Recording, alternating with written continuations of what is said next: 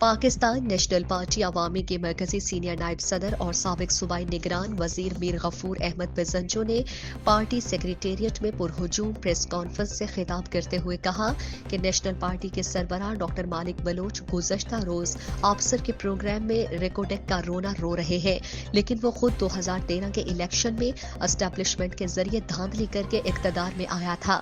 रेकोडेक के हवाले से कोई पॉलिसी और कदम नहीं उठाया है और डॉक्टर मालिक के दौर में 60 अरब डॉलर सी पैक के नाम पर आए हैं।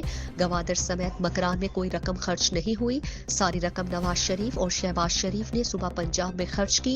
डॉक्टर मालिक ने इस वक्त क्यों एहतजाज और जलसा नहीं किया? इक़्तिदार बचाने के लिए मुजरिमाना खामोशी इख्तियार कर ली थी। दरअसल नेशनल पार्टी चंद मफाद परस्त अफराद का गिरोह है। उन्होंने कहा कि पार्टी कायद और सूबाई वजीर सेहत सैयद एहसान शाह ने अपने हर दौर में गरीब आवाम की खिदमत की और गरीब आवाम को सैकड़ों मुलाजमतें दी, लेकिन डॉक्टर मालिक ने हर दौर में मुलाजिम दुश्मन रवैया अपनाए रखा।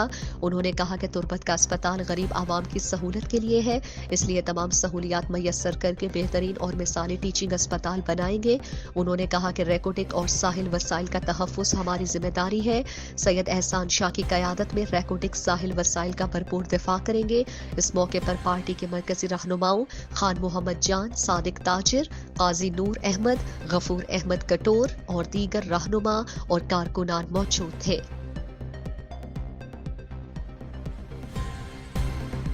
मज़ीद दिलचस्प मालूमात और खबरों से आगाह होने के लिए Gedrosia point Facebook page, Instagram, Twitter को फॉलो और यूट्यूब चैनल को सब्सक्राइब करें। बेल आइकॉन बटन दबाना ना भूलें ताकि मकरान समेत बलूचिस्तान की खबरों से जुड़े रहें।